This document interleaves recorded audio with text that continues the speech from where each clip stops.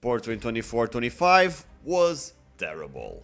Many consider this season the worst of the century, and the Club World Cup is hardly serving as a breath of fresh air. However, no matter how bad this Porto is, I've made it clear several times that, in my opinion, this is not the worst Porto of the century.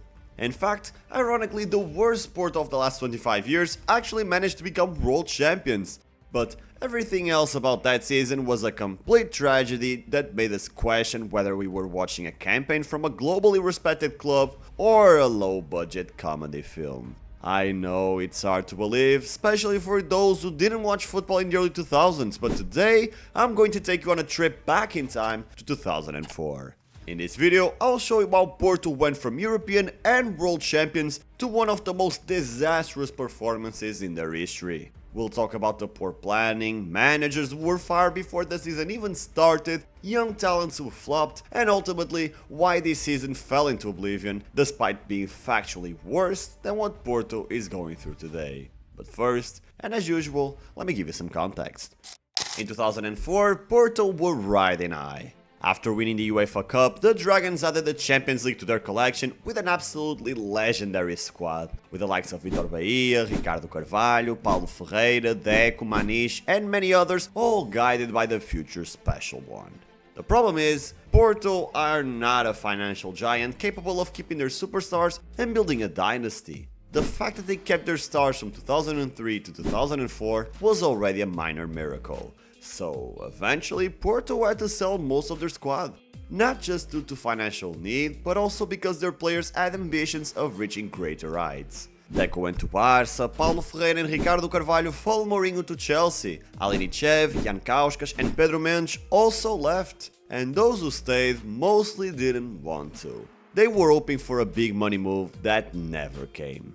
Pinto da Costa had a whole year to prepare for Mourinho's departure. And while any replacement would have struggled to follow such a legacy, the choice felt completely random. The new man in charge was Luigi Del Neri, and to be fair, it wasn't a bad coach. We're talking about the guy who took Chievo Verona to Serie A for the first time ever and led them to first place during the first half of the 2001-02 season, finishing in a very respectable 5th place. In the 2 following seasons, he kept them safely in the top half of the table. By no means I'm questioning the man's ability, but he had zero experience in Portuguese football and came in wanting to revolutionize a team that just needed to keep doing what already worked. He didn't adapt his style to the 4-3-1-2 system that had brought so much success under Mourinho. Instead, Del Neri pushed for a 4-2-4, ditching the role that Deco played in the setup. Even though he was taking over the European champions, Del Neri wasn't here to learn. He came to impose his own way. And from the beginning, there was a huge disconnect with the squad who were still mourning Mourinho's departure. There was even an episode during a preseason tour in the US where young Carlos Alberto questioned the new coach while he was showing videos of Chievo to explain his tactics. Carlos Alberto asked, why should Champions League winners learn from Chievo? It was that contrast, the stricter discipline, the less human connection with the players that made the squad uncomfortable and resistant. And when Pinto da Costa should have calmed the waters, he made things worse by signing Diego, sort of a region of Deco, who, while technically gifted, didn't fit into the Del Neri system at all. Eventually, Pinto da Costa completely took the squad's side and took advantage of an alleged missed training session to fire Del Neri, ending his trial period less than 2 months after arriving without managing a single official match. Honestly, when I found this out, the first thing that came to mind was Sinisa Mihajlović failed signing by Bruno Carvalho at Sporting in 2018-19. The president was forced to step down, and as a result, Mihajlović was sacked without coaching a single game. But in Porto's case, it was purely administrative incompetence, from a board that usually made much more solid decisions than the rivals. Still, life goes on, and Pinto da Costa quickly found Mourinho's real replacement. Victor Fernandes wasn't a household name, but he was still relatively young and had already secured major wins in UEFA Cup with Celta Vigo, including a brutal 7-0 demolition of Benfica. He had the tools to succeed, he liked attacking football, had a more liberal coaching style, but this time it was his own decisions that compromised his future at Porto. Even though he didn't have much say in the transfers, it was Fernandes who approved the sale of talented left-back Rossato to Real Sociedad, right after he'd been signed. That on its own already raised red flags about squad depth on the left flank. But things got even worse when Nuno Valente got injured, leaving Porto without a proper left back for most of the season. But wait, all this talk about coaches, what about the squad? Was it actually good or not? I mean, the players won the Champions League, didn't leave for free. Well, we can't say Porto didn't invest in the squad. And from the perspective of the time, Porto had every reason to believe they were building a team even better than the one that conquered Europe. In goal, they still had the experienced Vitor Bahia and a promising backup in Bruno Val. At the back, despite the left-back crisis, they brought in Pep and Seitaridis, the Greek right-back who had just been voted the best in his position at Euro 2004, ahead of the very player he was replacing. In midfield, Porto went for one of Brazil's most hyped young players, Diego Ribas, to fill Deco's boots. They also signed Holmeiros from Boavista to provide depth and develop into a top player in the future. No big changes here. They still had Maniche and Costinha, but both underperformed that season, mostly because they were frustrated they hadn't secured a transfer to a big club. Particularly Maniche, who felt legitimately insulted that Mourinho preferred Thiago over him. Now the attack, that's where the revolution happened. Porto were hell-bent on signing Brazil's next big stars. Alongside Diego, they brought in Luis Fabiano from São Paulo, but he wasn't the only young striker joining.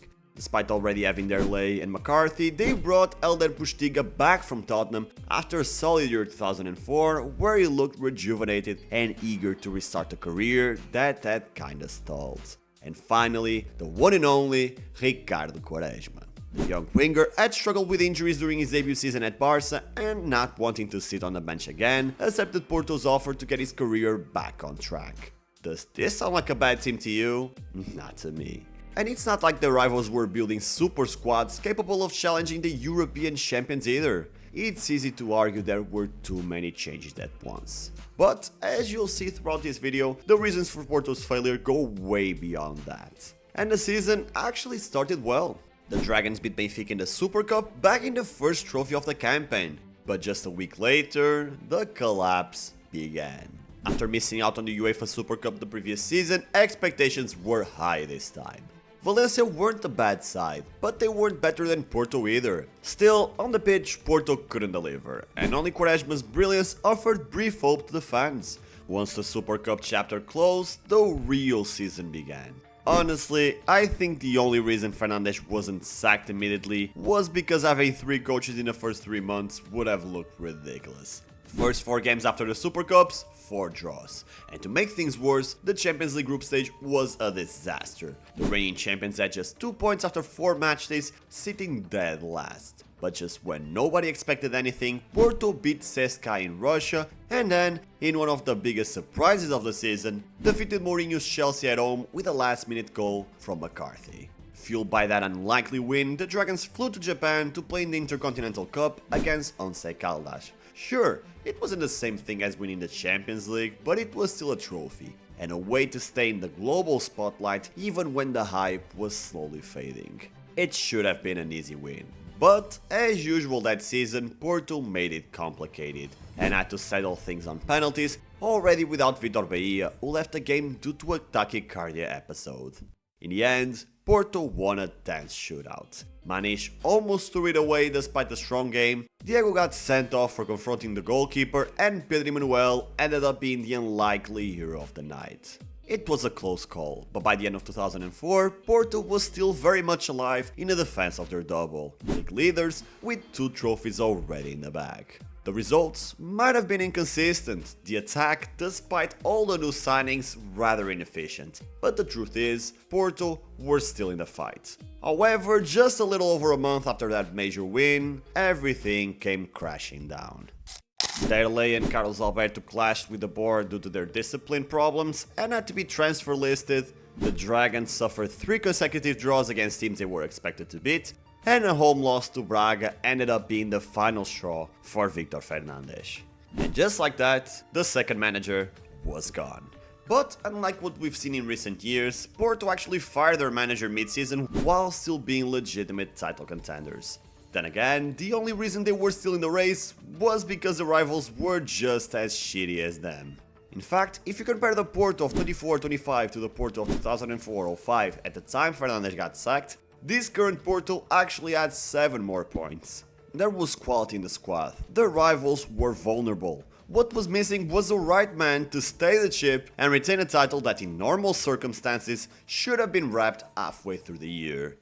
Enter the third coach of the season, José Coceiro, a descendant of Peruteu. He had a modest CV, but it came with solid results, including a promotion with Alverca and a great spell at Vitória de Setúbal.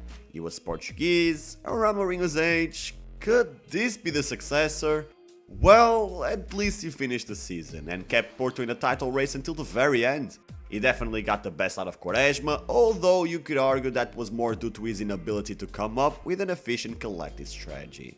Instead, the 2004-05 Porto remained a project of a team. Fragments of Mourinho's side reshaped by 3 completely different men, all equally incapable of capturing the blue and white imagination.